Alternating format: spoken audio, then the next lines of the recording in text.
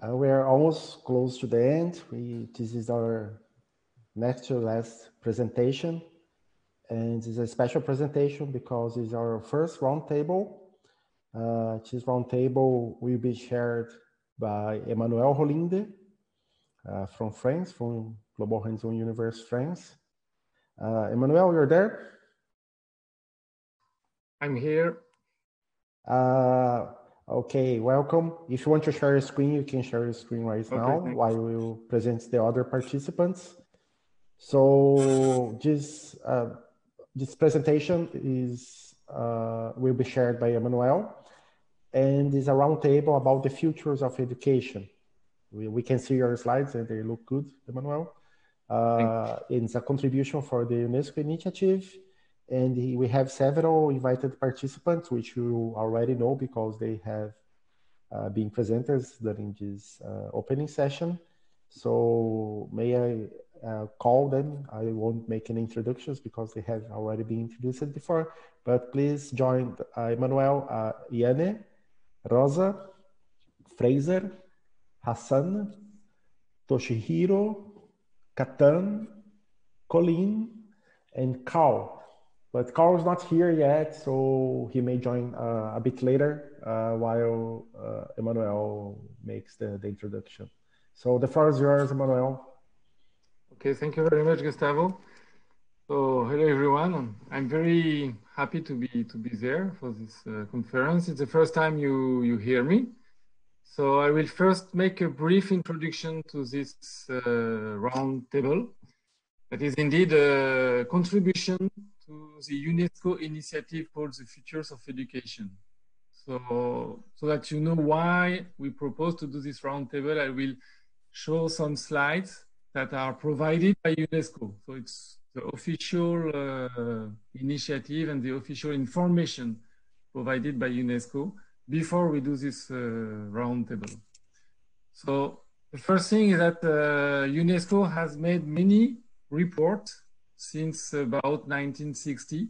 There has been about 4 global reports by UNESCO about education.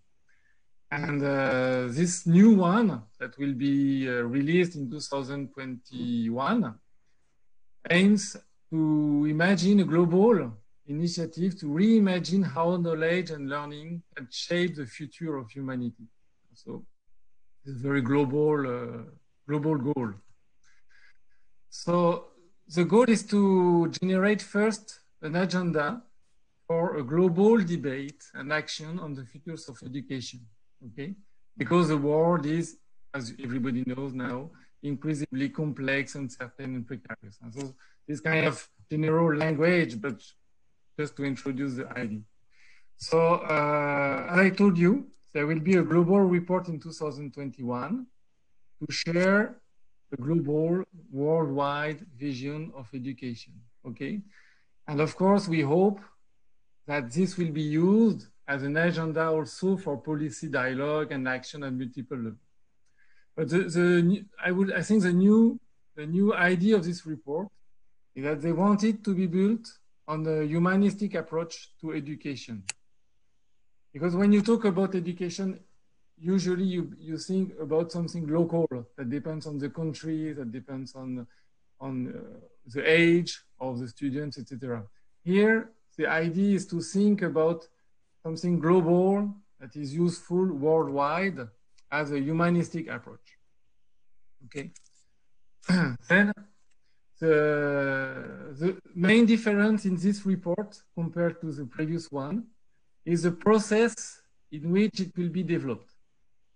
So the point is to create an inclusive process of consultation, debate, research, and engagement. And what we are doing today is part of this process. Okay. So first, of course, UNESCO has convened an independent international commission. And you can see here the president of this commission, who is the president of Ethiopia, Her Excellency President Sahle-Work Zewde, that will lead the development of this report. Okay. Then there is a commission made of many different. This is another. Okay, many different people, from different places like politics, academia, arts, science, business, and of course education. Okay. And the Commission asked to consider inputs received through a very broad, open, consultative process that will involve both youth association, educators, civil society, government, stakeholders, etc. So they are asking us to make consultations, so roundtable like this one, or to give some individual perspectives on the futures of education. And the final report that will start to be created in January 2021 will emerge out of all this broad participation. So we decided to propose this roundtable on those bases. So I will present to you the questions that have been asked by the UNESCO committee. We cannot go to any questions. We have to be useful for UNESCO. But at the same time, our idea was also to allow GHOU to think about what we are doing for now many years. And maybe for the first time to take 1.5 hours and discuss about how we see the future of education. And so when we are going to talk, we have to think both what is useful for GHOU and how can we help to help for this report about the future of education. So there are 8 people that Gustavo introduced already. So we decided to have 8 representatives of HOU from different countries and from different backgrounds. So for Europe, you have Janne, who is from Norway, Rosa from Portugal, and Fraser from United Kingdom. Okay, and myself, I represent France, but I'm not going to participate. Then from Morocco, I have Hassane. And then from the Asia continent, from Japan and India, Dr. Shihiro and Katan. And hopefully Carl will join us, so from USA, and Colin. So Colin also is a representative of the American Modeling Teachers Association that I believe is very, very important in the way GHOU is working, okay? So we'll go through 3 main questions. So we have 1 hour, 1.5 hours. So basically like half an hour for each question, we'll see. So the first main one will be about the knowledge production. So here what is expected is to think about what kind of knowledge we are interested in, what kind of knowledge our resources will allow the students to get. And then at the same time, access and governance. So how do we share this knowledge? How do we work out?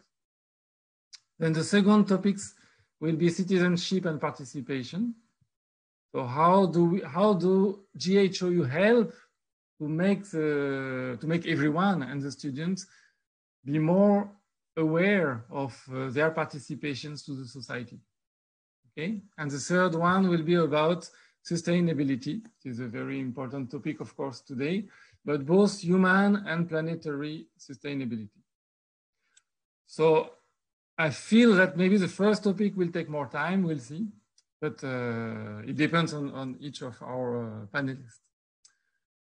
Just before we start, I think we are 8, so if every one of us talk for each topic, it will take too much time. So I will give the lead to one of you, and then of course, any of you can add more information if you want to go further on each topic. And maybe Gustavo, if you are chairing, you can tell us if we have questions or remarks from the attendees, since I will not look at it directly. Okay. And then when we are finished, UNESCO asked us to produce a report from what we have said here. So this will be somehow the contribution of GHOU to this future UNESCO report. Okay, so I guess maybe you don't have more questions because I sent you those slides before, so I hope you were aware of that. So we can start. And so I thought at the beginning that I will give the lead to Carl because he's the founder of GHOU and so on. But so the first question is knowledge. So when we talk about knowledge, it's every form of knowledge. So you don't have to focus on the scholar knowledge. It's a local knowledge, indigenous knowledge, cultural knowledge, scientific knowledge. Okay, and also it's knowledge for youth, for old, for every at every age somehow. So the first question I would like to ask you is the following: what form of knowledge do you think is acquired in the context of our methodology and in the tools? And for the attendees, and we had some workshops already, so you have an idea of our methodology, our tools. You will have more in the coming days. So what form of knowledge do you think will be acquired through the methodology of GHOU? I don't know if one of you wants to take the lead, to start talking. Otherwise, I thought that maybe, Colleen, you can give an idea about the knowledge in not only in astronomy, but in this methodology of modeling that is, I believe, used by all of us. Sure. All right. I think initially I want to say that the knowledge that we must focus on acquiring is knowledge for use. Knowledge for knowledge's sake is great, but for the general, population of students who will be tomorrow's citizens, they need knowledge they can use, and they need specifically knowledge that they can acquire themselves. So they need to know how to use tools. They need to know how to build models, conceptual models, and they need to know how to specifically build the model they need, acquiring the data they need to build it, that they can use to solve problems. And we don't know what those problems are going to be. So in general, they need to know how to get data, and they need to know how to use the tools to make sense of the data that they get in order to find patterns. They need to be not just data literate, which is a favorite term, but they need to be data users. So I'll just throw that out as a starting point. Thank you. I think it might be nice. I would add. Yeah, Hassane. Hello.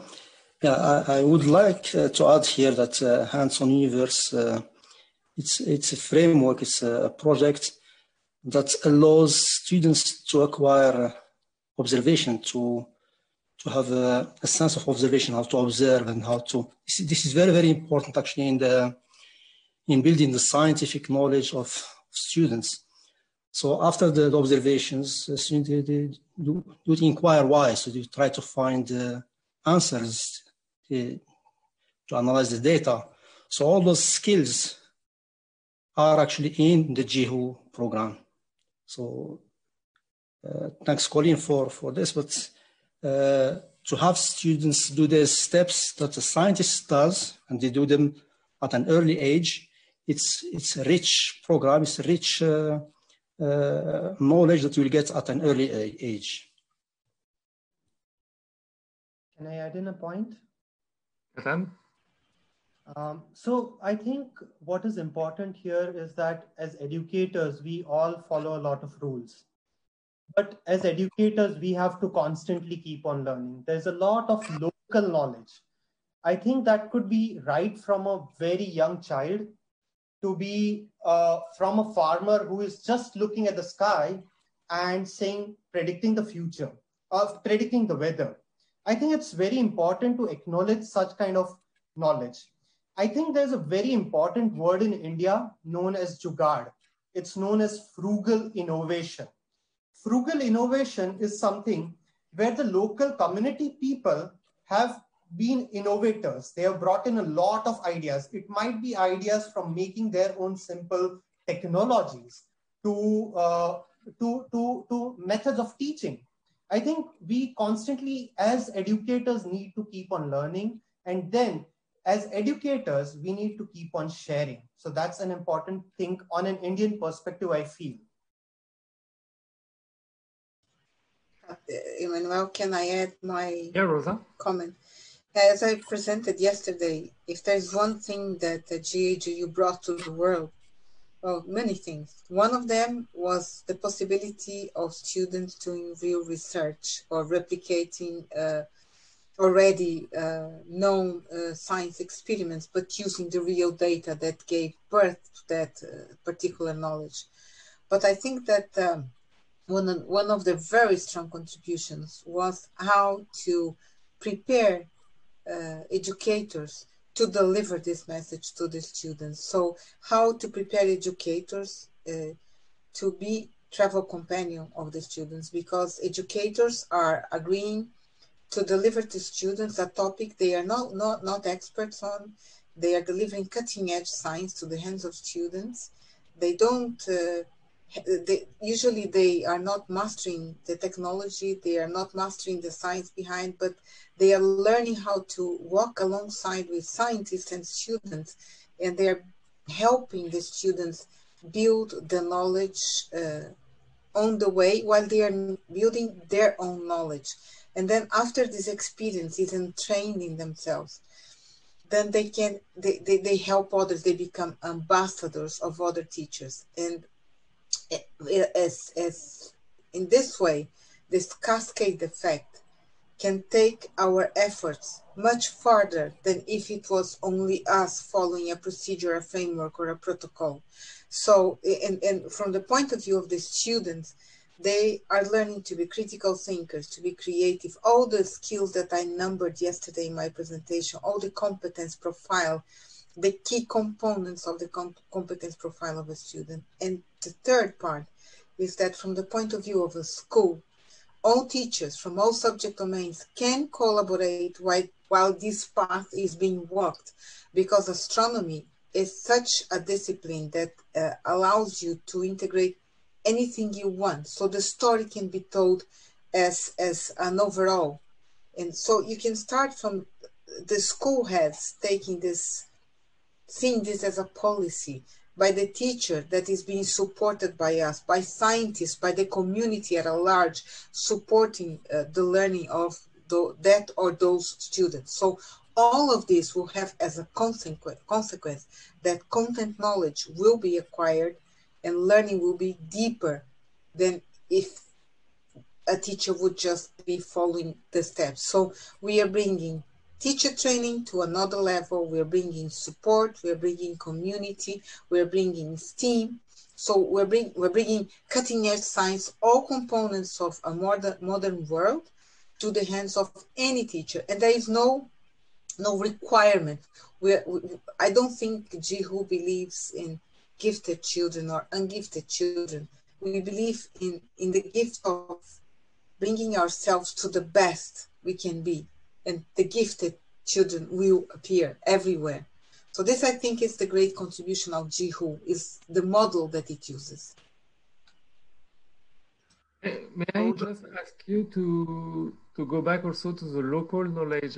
I was wondering if the local knowledge should be used everywhere. Well, when Katan, you talk about local knowledge, maybe someone else wants to go further on that. Do you think the local knowledge, like you said, of the farmer in India could be used also in other countries?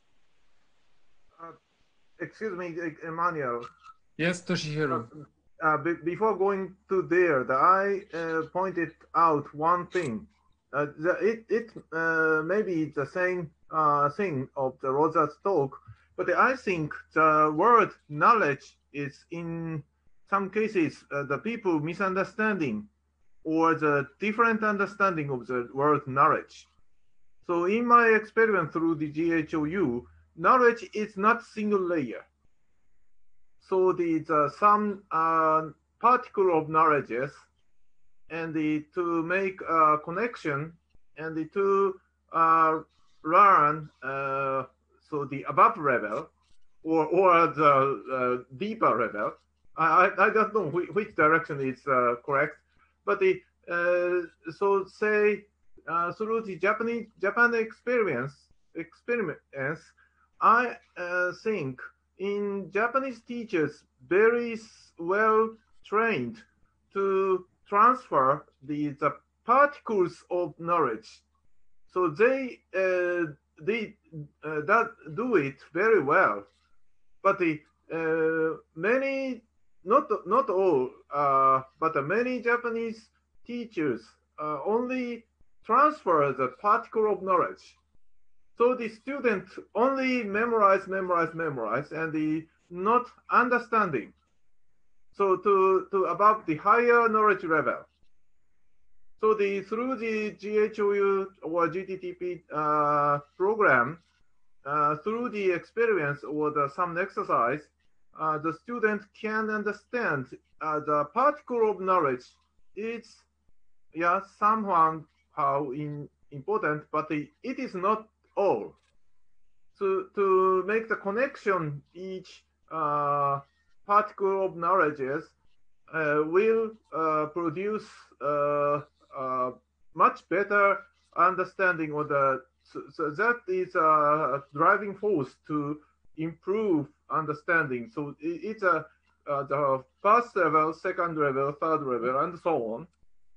So it will be very important in these days for the world, so say the innovative or some.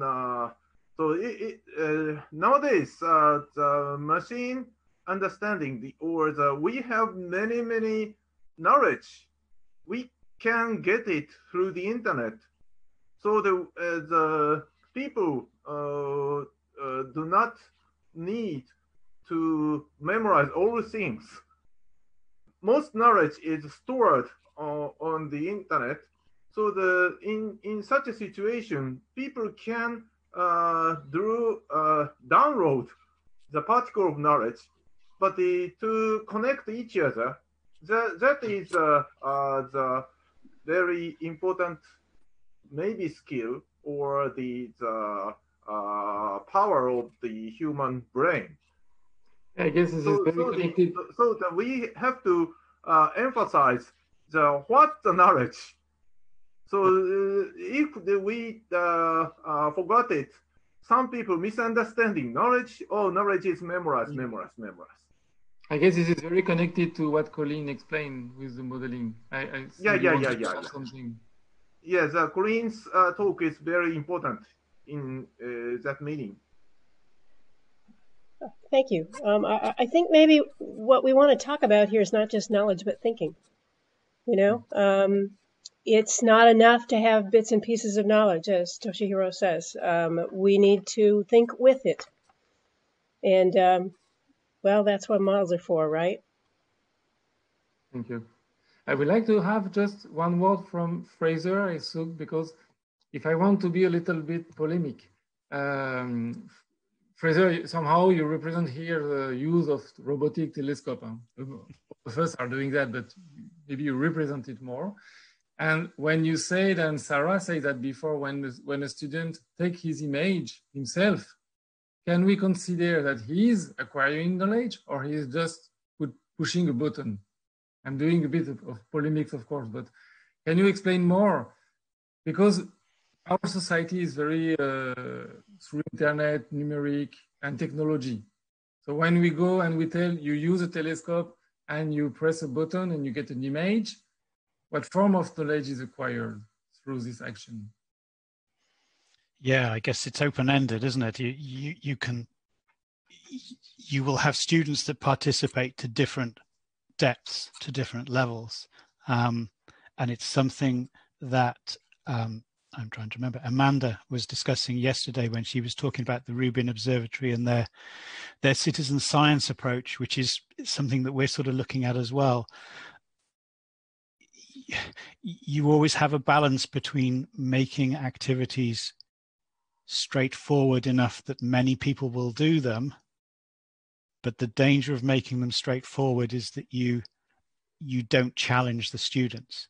Every time you put a challenge in a student's way, you run the risk of losing that student. And it's finding the balance between activities that are challenging, but not so challenging that they kill interest. Where we have success a lot of the time, and these are small numbers, but even so, where we have success sometimes is with students who say, well, okay, I'll deal with this. I'll contact Fraser. I'll ask Fraser the questions. And the teacher actually is bypassed, which I'm always worried about. I don't necessarily want to produce resources where we say, okay, it's us, it's the student, and we don't need the teacher in the middle, because I don't want to do teachers. I upset enough people without upsetting teachers as well. So yeah, it's a difficult one. I don't know. I'm not sure if I've even answered the question there at all. You're shaking your head. I've rarely answered the real question. There wasn't real answer to this. The other thing I was going to mention, I don't think it's been mentioned yet, is that there are lots and lots of very, very good scientists out there who have lots of knowledge in either sense of the word knowledge. But being a good scientist does not necessarily make you a good science communicator. And I think it's something where we can be involved in bringing out the best in scientists. I've seen very, very good scientists, famous scientists, people who have fantastic papers that have been written, but put them with a group of 16-year-olds, 18-year-olds, group of teachers, and they cannot communicate.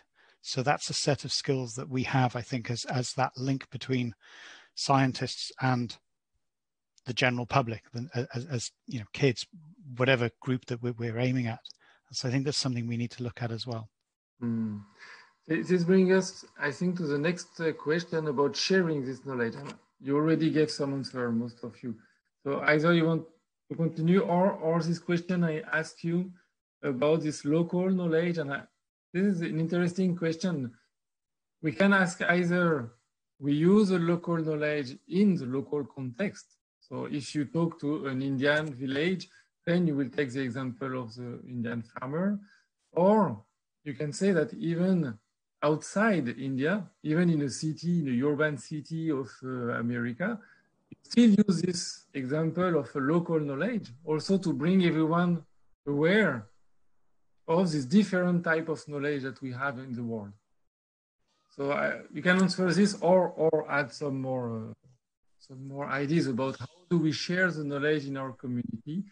And of course, each of you already gave answers about teacher training and so on, but you can go further on this specific question if you wish. Should I? Yeah, Katan? Okay. So I think when I start saying about local knowledge, I would like to share one of the projects we are involved with, where we have students who go to, we have a mentor who goes to the school with a box of material, and then that box is presented to students. This group of students, they are volunteering to come up, and they become the teachers. They, by their own knowledge, they start teaching their own fellow peoples. So that's the power which a student has. If it's a principle of maybe astronomy, or maybe air pressure, or maybe physics, I think these are students which are 8-year-old students or 10-year-old students. So we really don't do much of things. We just introduce the subject, and then these students start mentoring other students. That's the power what the students have. And I'm not talking about an urban scenario. I'm talking about a tribal village where I am involved in constantly. So that is the power. I also want to mention a very interesting thing, and I'm linking back with what Hassane was saying, as well as what Fraser is saying and what Toshihiro was saying.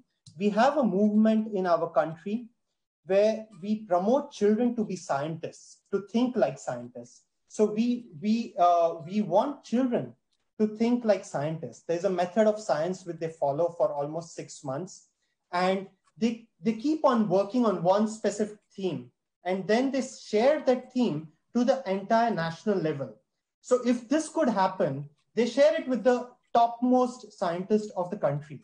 So if this could happen, I think such a knowledge can be brought to the highest level. And I'm always quite amazed to see what kind of results the children find out.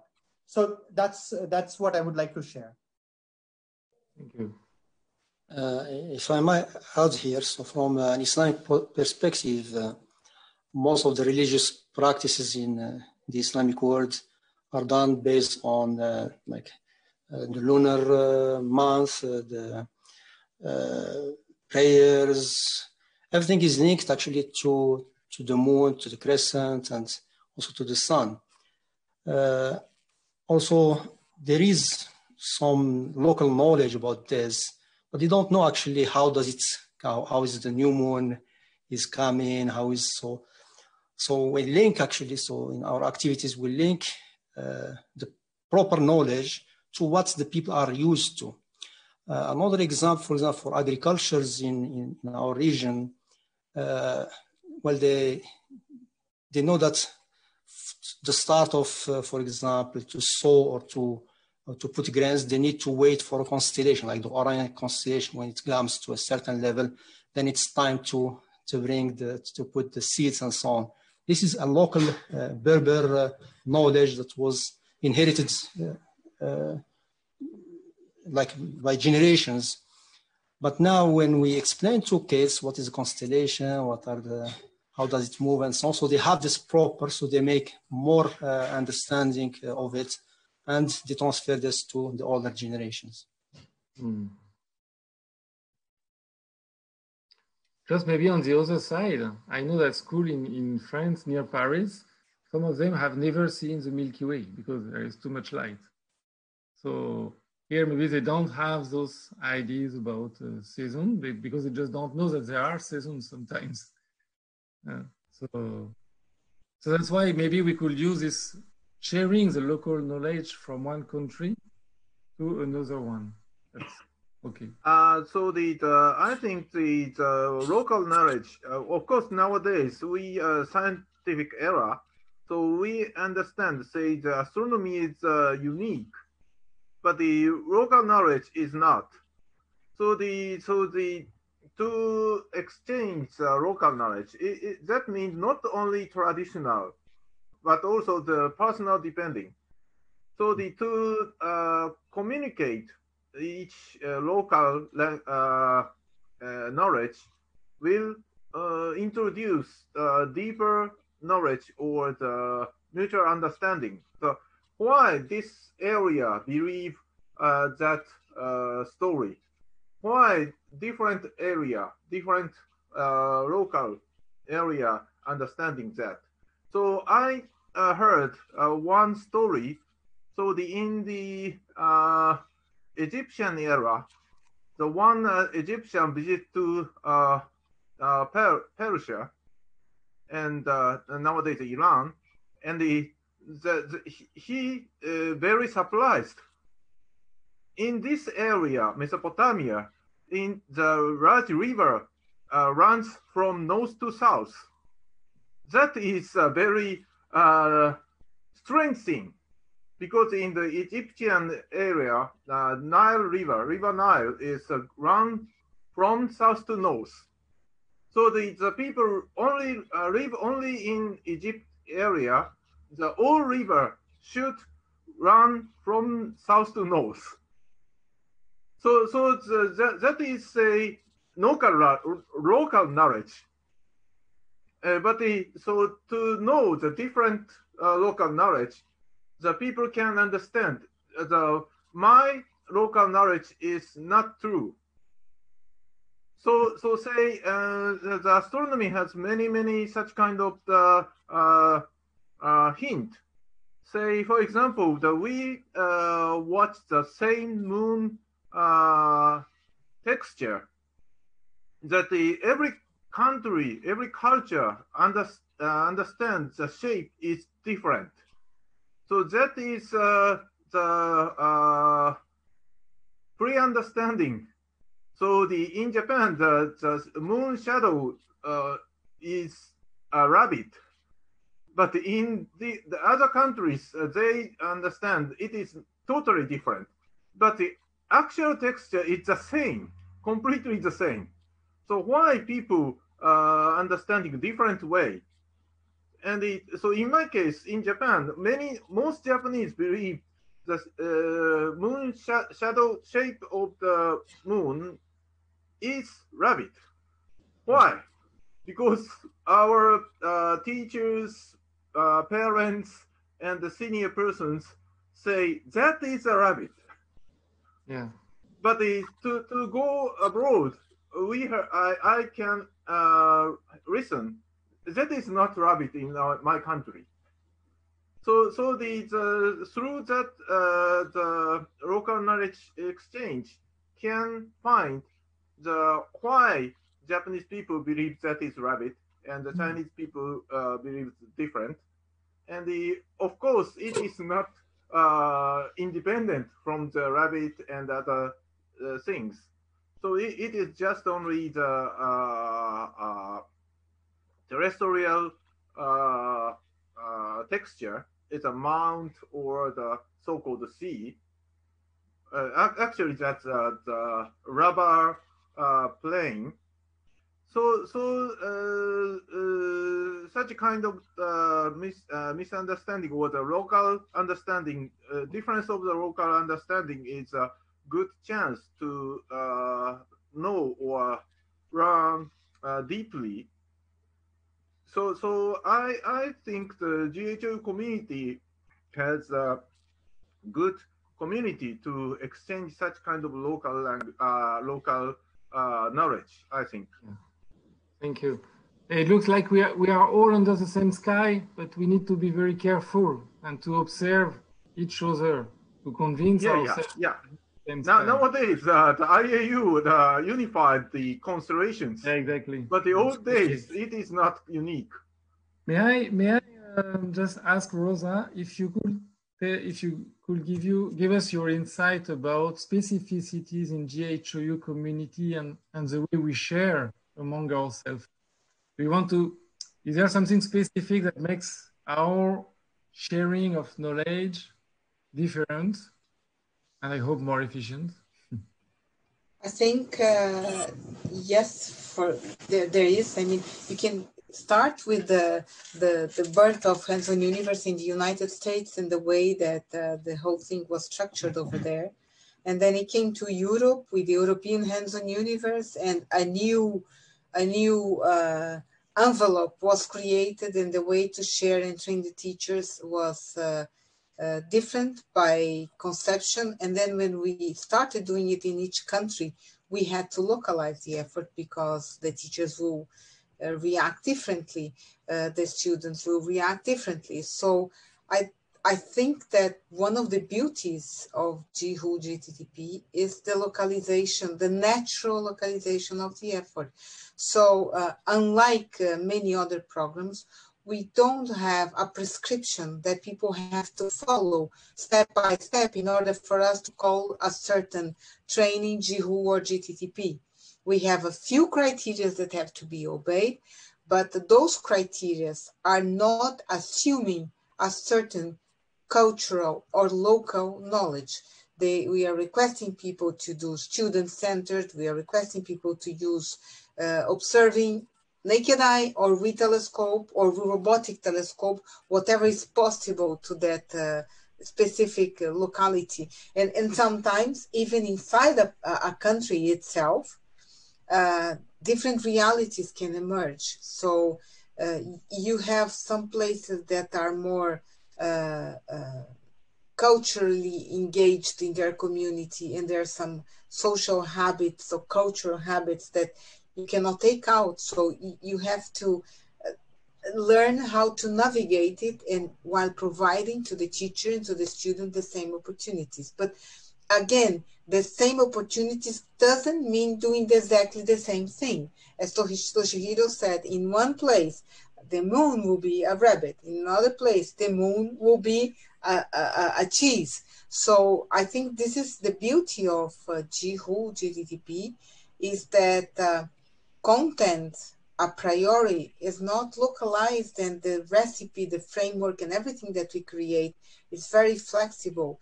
So decolonization of education is per se already there, which is a beautiful thing. So makes it easier. You eliminate a lot of obstacles from the very beginning. When someone comes to me and say, what do I have to do to become a GHOU nation? Or what do I have to do to run a teacher training? And the answer is just talk to us and become part of the network. You start wherever you can. So I think this is something that enables everyone to progress according to their own pace without leaving anyone behind. Emmanuel, Janne want to say something. Okay, I don't see, because I don't see your screen. So, okay, please, Janne. Yes, I just wanted to, wondered if I could rephrase the last question. How is knowledge inspired in the GHOU community? And I think this is one of the strengths of the GHOU, that knowledge is best acquired when a student or a teacher is inspired. And I think that GHOU takes the teachers and the students seriously in providing accurate, up-to-date, real-life science, access to telescope times, access to up-to-date information, and all teachers and students, I mean, all people who feel like they are being seen and taken seriously will be inspired. And I think that maybe this is one of the really strong suits of GHOU, is that there's a network supporting teachers and students in just yes, helping with providing knowledge and inspiring this knowledge by just by mere support and by taking people seriously. Yeah. May I ask you, Jane, because we talked a lot about science methodology and doing as researcher, and we didn't talk about STEAM. Just I heard STEAM once, but can you give us more insight about how knowledge will be seen from your side? Rosa said a lot of really great things about STEAM in her talk last night. Yeah. I did again this morning. STEAM is.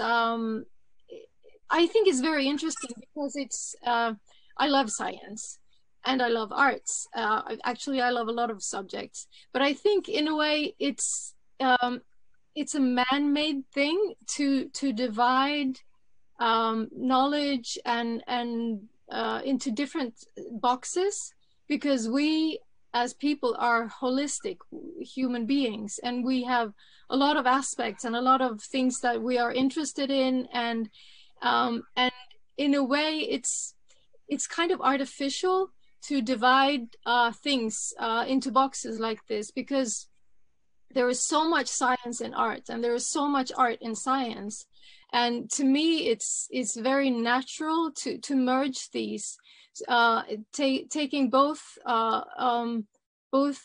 fields seriously on their own accords, but merging them. This is when you can get on their own terms. This is when you can get some really, really interesting things happening.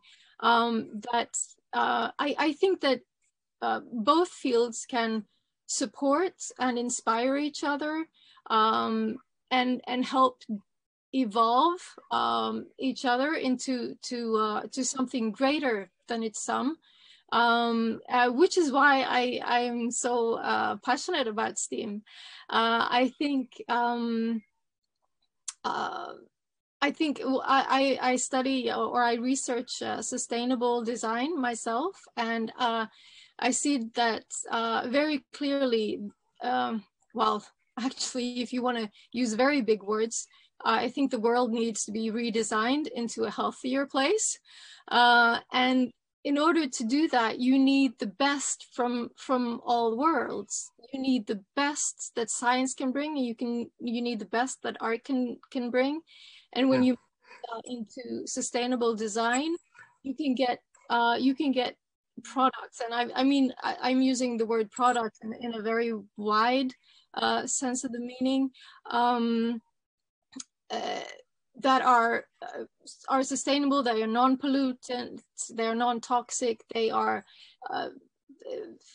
friendly for people and for planets, and also for prosperity, which is the main definition of what sustainability is, the sustainability goal. So in order to make the world a better place, I think we need STEAM, because it starts with education, with young people. And of course, not everybody is going to be a designer or a scientist or an artist, but we are all part of a big community and society, which is the world. And we are all, from a capitalistic point of view, we are all consumers. So it's important that we are aware of where we stand. And I think up-to-date science, up-to-date knowledge, up-to-date education is vital in that aspect. And I'm sorry I've spoken too much now. It's too long. No, it's very nice, because I mean, this will be, we'll talk about it again in the third topic. So, but in the third topic, we'll talk about it regarding what GHOU can bring to exactly what you just said. So it's perfect. If I may, we can go to the second question about citizenship and participation. Just to give you an idea what the UNESCO is thinking when we talk about that. We say that education, the goal is to strengthen the capacities for collective action. That's what you can read now. Deepen commitments to democratic values, etc. So first question is really for us. We have seen that we bring some knowledge, we bring what you have just said, but how does our model of education, our model of sharing, how does that support the participation practices? So you gave already some hints about that, but maybe you could keep talking more and go further in this question. Toshihiro, you want to start? Yeah. So that is very tightly connecting to the question from the Virginia Alves. So I think from the time stamp, that is a question for the Hassane, maybe. So the question is, wouldn't it be better to expect the students to be able to identify what is a scientific thinking than to think as a scientist? So in my understanding, the science is very well matched to the democracy, because the scientists believe only myself, only myself. So that means I decide something completely free from other persons. But of course, I'm not independent of other persons. So listen. So what is the evidence, or why use your theory match to the results? So make a communication and make a discussion. After then, finally, I decide by myself, this theory is correct. This experience is reliable. So that is almost the same procedure to decide the political issue in the democratic system. So the non-democratic system, the say governor or the director ordered, this is true, this is right. Other thing is nothing. So actually, the scientific discussion and the scientific conversation is a completely different way of that. That is making discussion and finally decide for each person. So that is the scientific thinking is direct to the democratic system. I think so. If I may just to make the conversation, if I hear you, GHOU support the citizenship because we support the science education. But does that mean that an arts education cannot help for citizenship and democracy? Emmanuel, can I comment on that? Yeah, sure. Yeah, I'm looking at Toshihiro and I'm remembering the first time I went to the Global Hands-on Universe in Japan. And a student, the students, I remember Sarah Roberts was there with me. And the students came and they were presenting an experiment that they made where they were making a graph of the light curve of an asteroid. Mm. And I look at Sarah, who's just presented the Faulkes telescope, and she's looking at me and saying, is that for real? I mean, I had trouble at the university to do this. This is secondary school students doing that. But when I was talking to them, I realized that they had very little knowledge about Portugal or Spain and there was this thirst for getting to know other students from other parts of the world. And then one boy came to me and delivered a game, a card game, and he said, this is called Karuta. And I look at him, Karuta, and I go to Toshihiro and ask, Toshihiro, what's the meaning of the word Karuta? And Toshihiro looks at me like, you don't know? I said, no, I have no idea. How do you call this? So it's a card game. You say, yeah, but in Portuguese, I say, cartas? Yeah, Karuta. So it's the way the Japanese say the word carta. So to me, at that moment, GHOU fell in my head like, oh, wow, we are global. So we're so global that I am discussing something.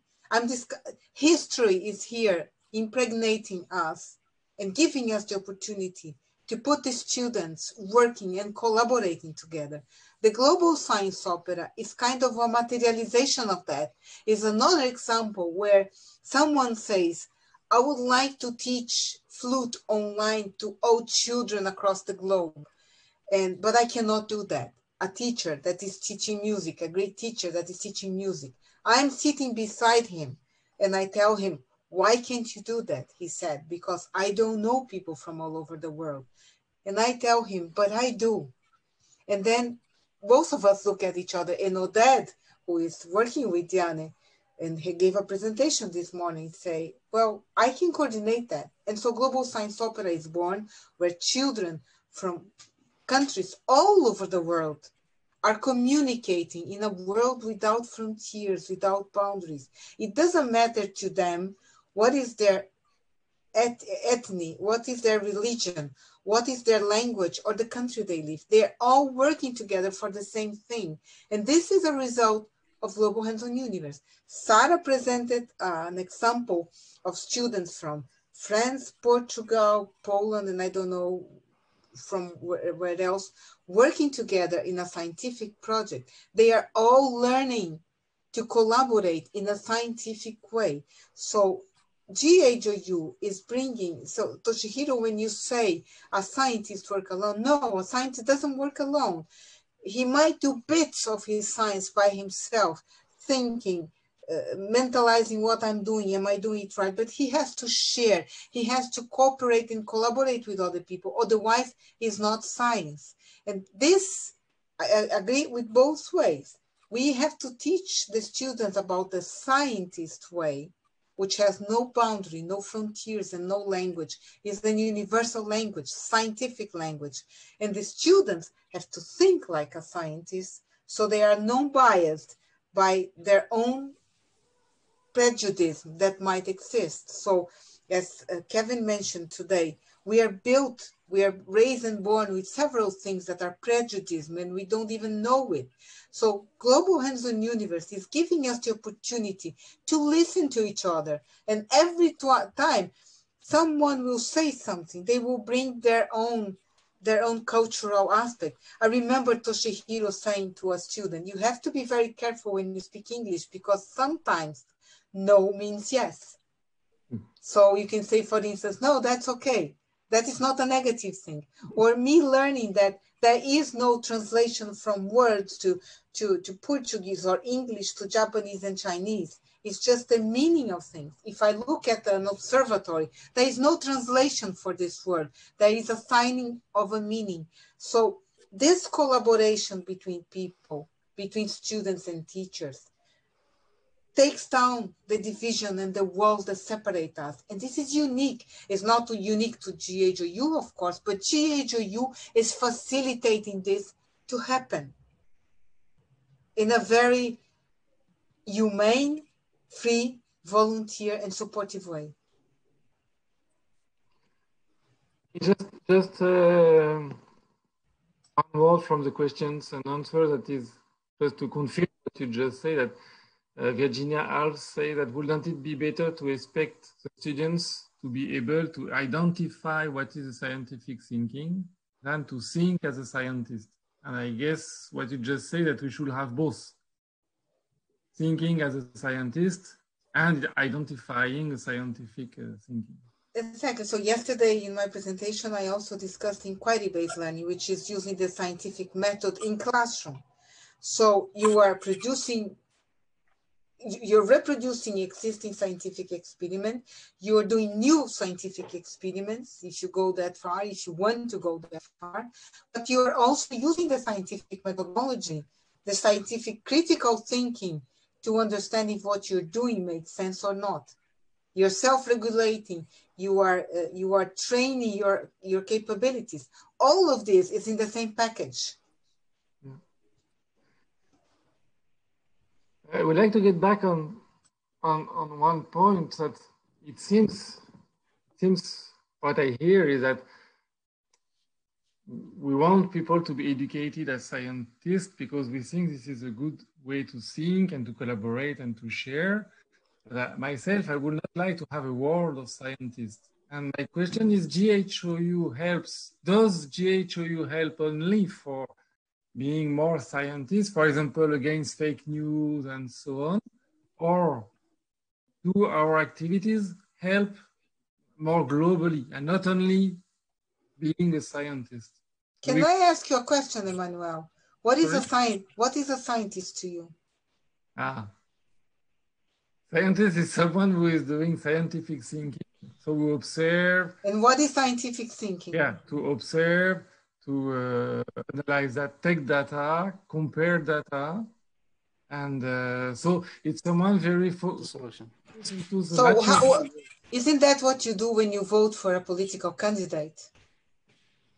I think that what is missing here is the intuition, for example. Intuition. This is hypothesis. This is when you think about what you think is the reality. When you go buy something at the supermarket, aren't you being a scientist? If you are not, then you're being a fool. So everyone is a scientist somehow? Everyone is born a scientist. When a baby is crawling or crying or take a stone off the floor and put in the mouth, I think this is something that is tasty. I'm going to taste it. You know, we are natural born scientists, but in school, we forget to be that because teachers tell us, don't ask so many questions. Don't be stupid. This is a silly question. Or we forget to be inquirers, natural born inquirers. In everything we do in our life, we have to, first of all, need to be interested in doing what you're doing. Second, we need to use our intuition. Intuition is synonymous to experience or to I want to know, because I don't have that experience. We need to make hypotheses. We need to test them. We need to collect data, discuss with others, see other points of view, be able to communicate my point of view, be able to accept that I might be right and then wrong and then right and then wrong. This is how science works. And if you embed that in your soul, different. If you understand your true nature of a scientist, then you will be a natural born inquirer for the rest of your life. If someone tells you, Emmanuel, get up and close the door, and you get up and close the door without asking, you're a fool. So you're going to ask, yes, but why? Right? We have to ask. It's not because he's a teacher that he knows what he's talking about. He might be wrong. And if I am wrong, I have the right to learn, not to someone tell me, don't be silly. You should know that other people know better than you. This is not a good answer. We will have to question everything. That's my point of view, at least. That's nice. I agree. I feel that GHOU has a power to change the thought, what is a scientist. I think very well said, Rosa, that we have that power that we can redefine what is a scientist. Mm-hmm. Do we have this power because we use astronomy or because we use real data? Or why do we? I understand that we have this power, but why and how do we have this power? So I think why we GHOU or HOU curricula use actual observed data, that is the reason why teacher does not know the answer. Oh. I think that is essential. And it's not only that, GHOU is asking students to think about something. You show them a movie of Jupiter moons. What's going on here? You're not telling them, these are the moons of Jupiter going around the moon and Galileo discovered because blah, blah, blah, blah. No, they are discovering by themselves. And, you know, I love it when we present this exercise to a teacher. We just subtract two images of Jupiter, you know, and show it to them and ask what's going on here. And if they are careful observers, they will be able to identify that there's something wrong with one of the moons in the GHOU exercise. So they can think, oh, maybe one moon is moving in the opposite side. So maybe it's orbiting Jupiter, or maybe not. So you just give them the possibility to think. And most of all, Emmanuel, I think this is so important. You enable students to understand that scientists, the profession of a scientist, is making mistakes all the way. That's why we know, that's why we learn, because we make mistakes all the way. And that's okay. You know, when someone say, you made a mistake in your calculation, science is progressing. And we are telling the students, that's okay, that's how it works. It's not wrong to make a mistake. It's not a bad thing, it's a good thing. And GHOU carries all of this. Jenny, I have the feeling you wanted to say something. Is that right?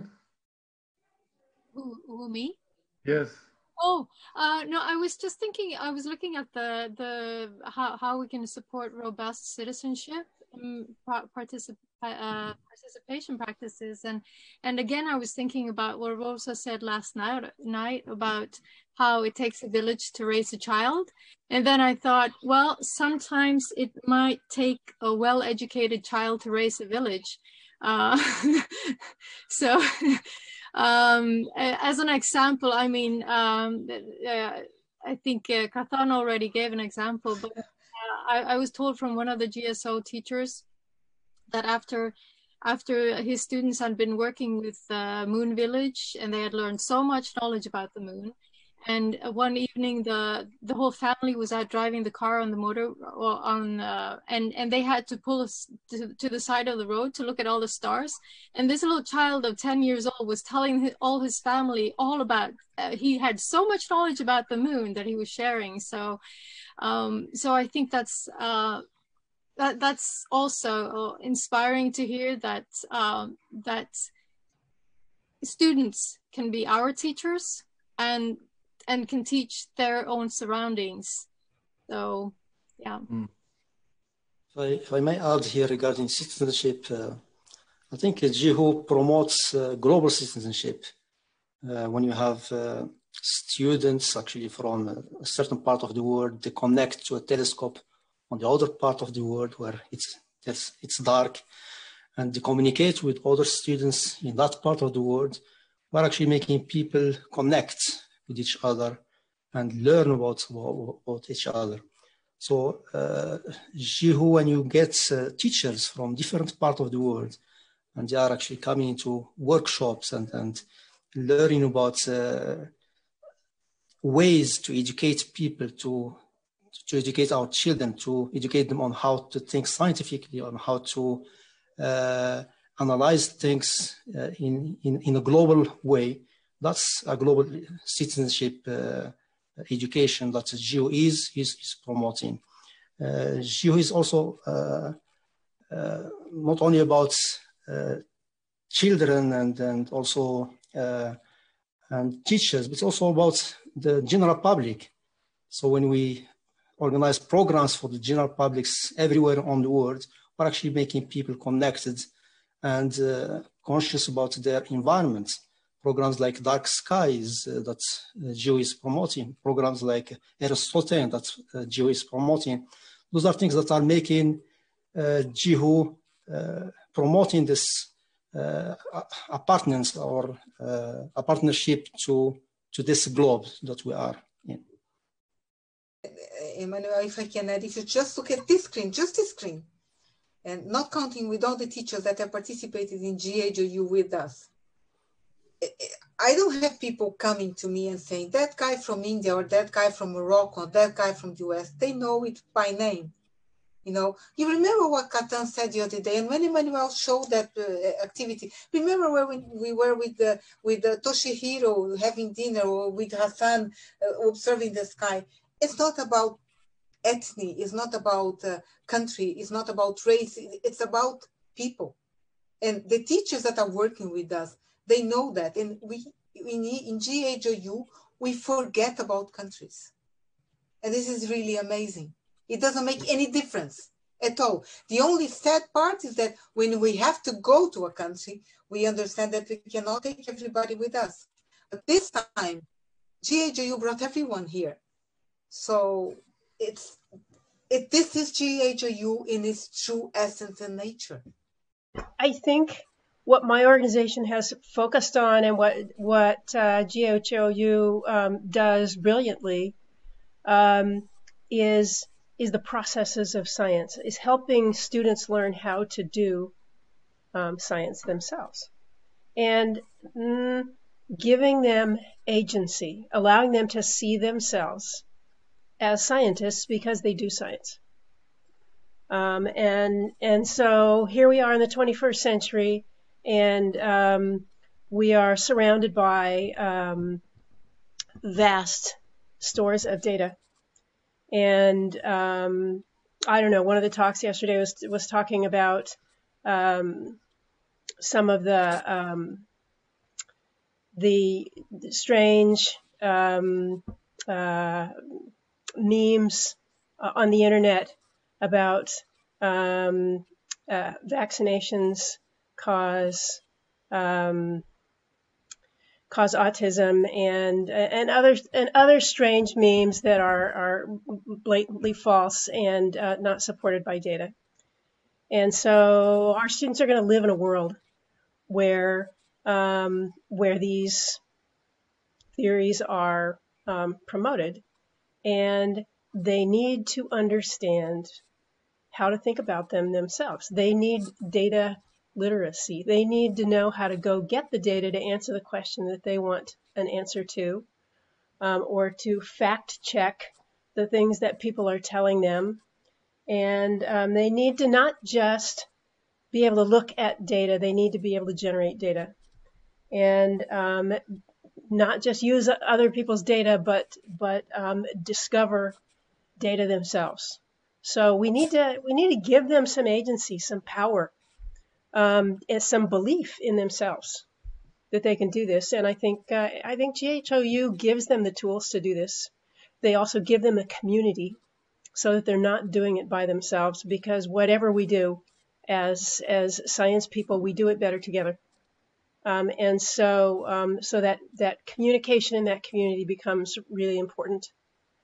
So bravo to the GHOU community, because you've already got the framework in place. All we need to do is, populate it. Thank you. Fraser, you want to add something?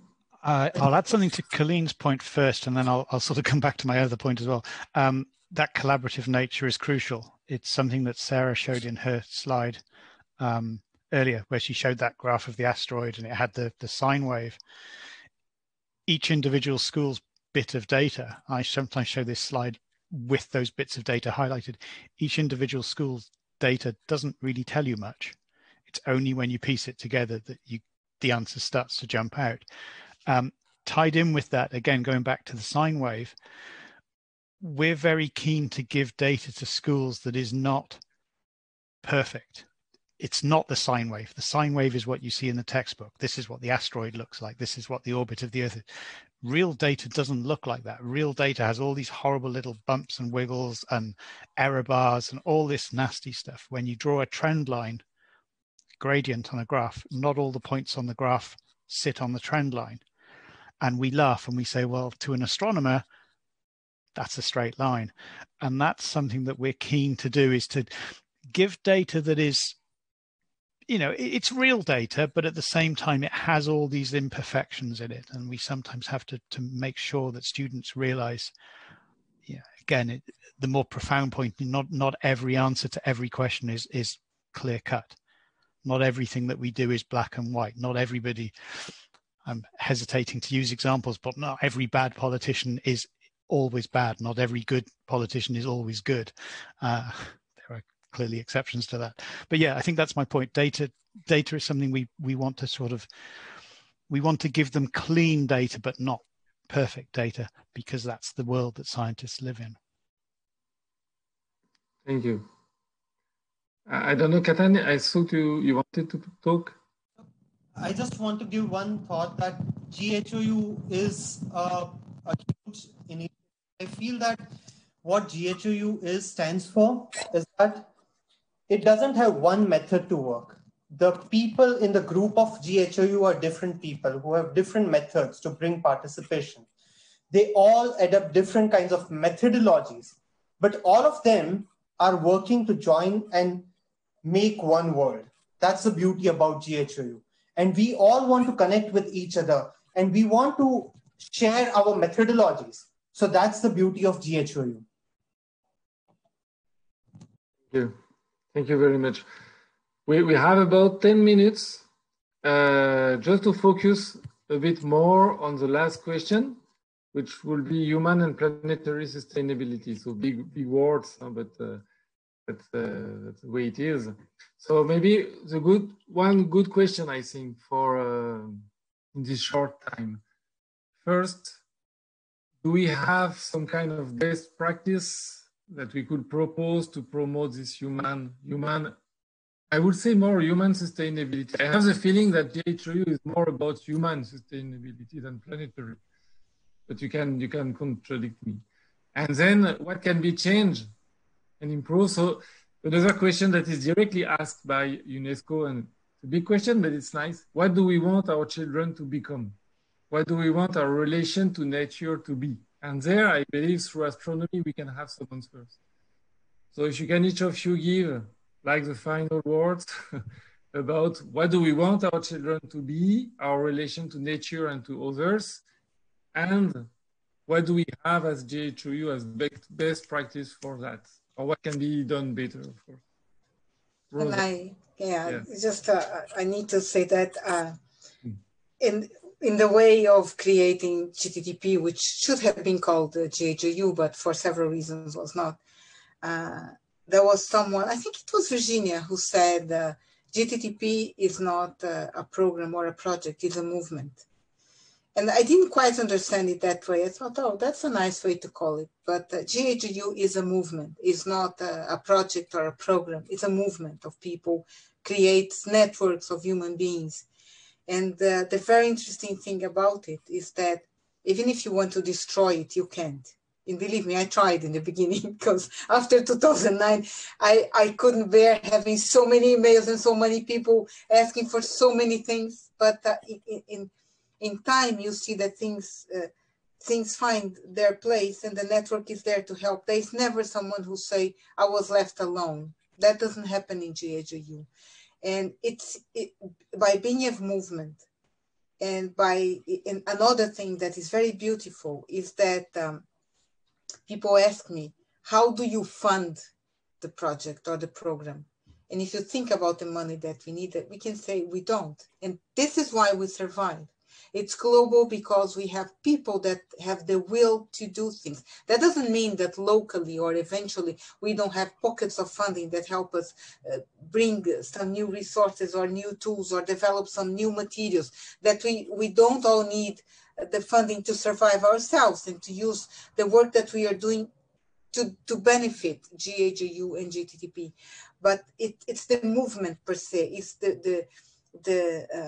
the group of unique human beings joining themselves to the cause that allow us to be sustainable and to be long-lasting effort. And this is the true nature and beauty of GHOU. It has a life of its own.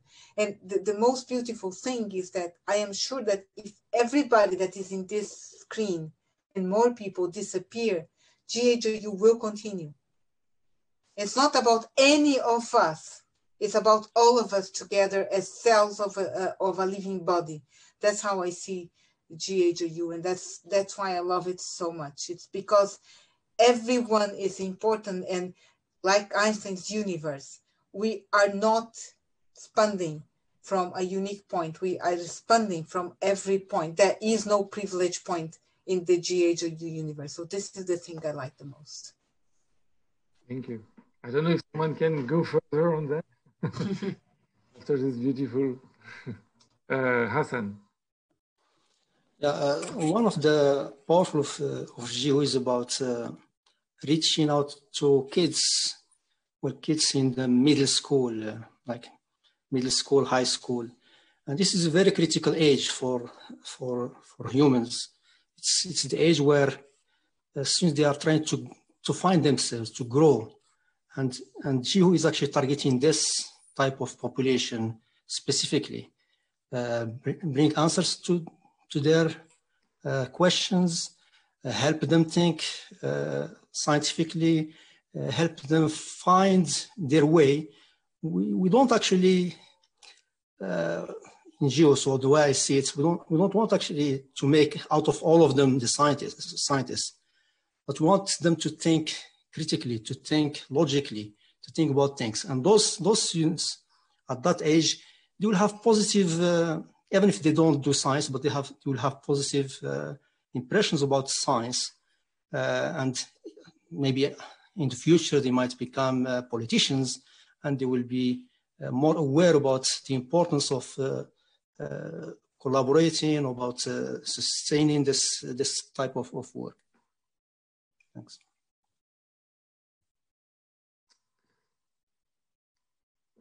Sorry, who wants next? Shall we have someone from Toshihiro? Do you want to have one word? I said totally in my brain, so nothing left. Okay, no problem. Katan? I think like how Hassane said the word critical, I feel that we need to think of the word happy. I think we all need to think together that children should be happy. Children should be happy exploring education. They should be happy dreaming. They should be happy accessing data. They should be happy being a part of art movements. And that's what the power of GHOU. And that's where the future could be. Because the educational system today has brought a lot of pressure to the children. I think the beauty would be that GHOU focus towards the happiness of children and allows them to explore whatever they can. And that's where we can be. Thank you. I appreciate that. Yeah. Inspired by Hassane, I remembered the report of my lecture. So the many students thank me. So through the many stories, I can understand what the relationship, how to use the formula, not memorize.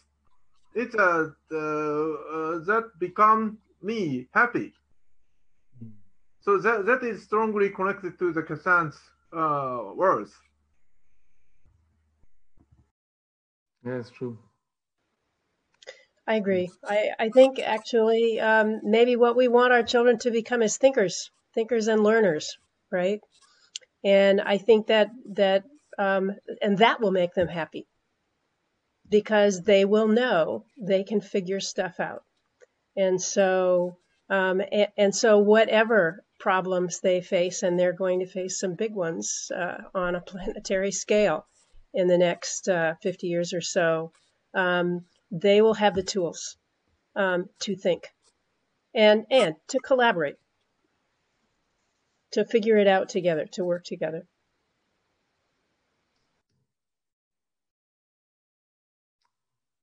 Great. And to create together as well, to be creative together. Because what I can create on my own is limited to my life experiences and my thoughts. But if I collaborate with other people, the collective experiences and the collective pot of thoughts is so much larger. So in collaboration, in a creative process, again, we get the best from several worlds and probably the best solution.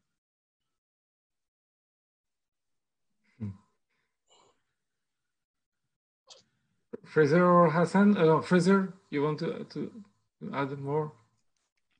No, I don't think there's anything I can add. Yes, Once Rosa has spoken, I think it's difficult to add anything. Thank you very much. So the 7th of you, since I don't know why, I hope Carl has nothing bad, but okay.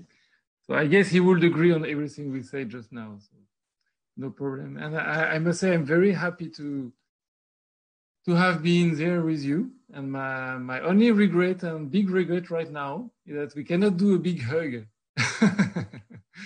This is a big, thank you.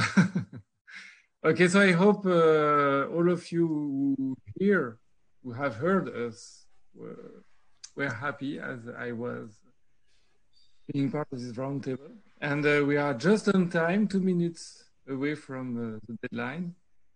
So if you agree, we can back to Gustavo and or have a virtual hug. And just Gustavo, even if Rosa say nobody is necessary, please don't go away before at least 1 week. I'm here for the whole week. Thank you very much. Thank you. Thank you, Emmanuel. Thank you. Thank you, Emmanuel.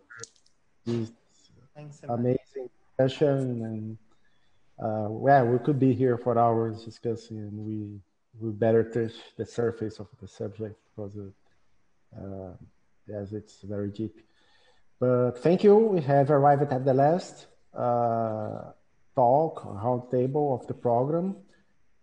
We exceeded the 24-hour limit of Zoom because it included the setup of the webinar, so that's why we disappeared 30 minutes ago. Thank you for all of you who have come back to this ending. And thank you also for those who are following us on Facebook. Thank you. In Facebook, we had to cut the webcasting 4 times because of time limitations as well.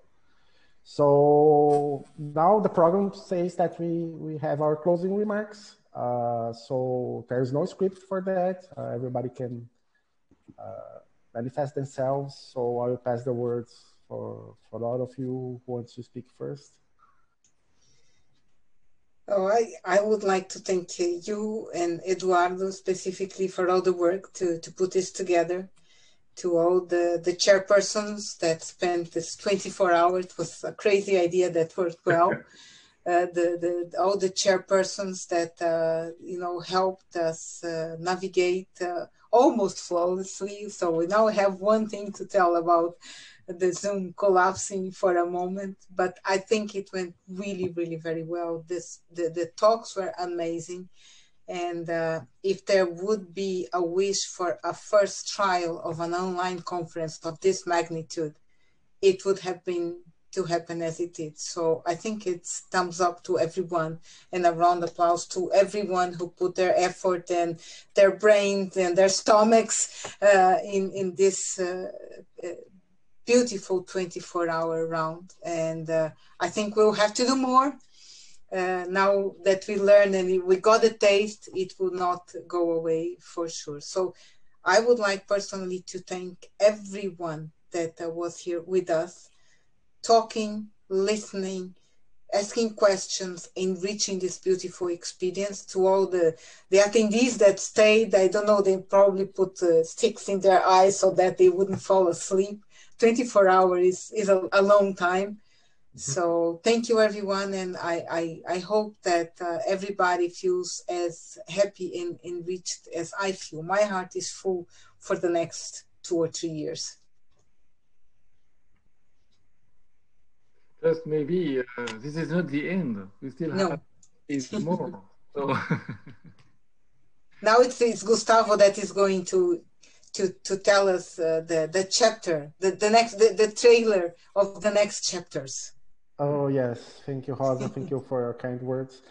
And yes, it was a real challenge to make this initial round happening. And apart from that problem that we had 20 minutes ago, it all ran very smoothly. And yeah, in the next time we will be much better. We'll try to perfect with this experience. So, but it's just the first day. We have the full week ahead of us. So we will begin tomorrow with the program on Monday morning at 8 o'clock a.m. UTC time with the first session of oral presentations. We have, I didn't prepare a slide, sorry, but I will try to locate here the timetable, yes. So just me quickly present my screen to you. So just to show you the program for tomorrow. So we have the first session will be beginning at 8 a.m. UTC. So we have, I think, 17 talks, 22-minute talks, very interesting talks from people from all around the world that will tell us the experiences. So it's time to hear that from you. Then we have a 1 hour break. There will be short breaks between the talks, okay? Then we have the second session, which will be workshops during the afternoon here in UTC time. And finally, the evening session that will begin at 2300 UTC until 4 a.m. UTC. So it will be also oral presentations. Then on Tuesday, we begin again at 8 a.m. With workshops, and up to Friday. It's a real marathon. It's 170 presentations are still on the line. We have all the program on our website. We will upload the new version of the abstract book still today, hopefully. We have contacted the presenters for tomorrow. Okay, so if you are presenting a workshop or an oral presentation, you have been already sent an email with the instructions on how to join the webinar or the meeting to present your work.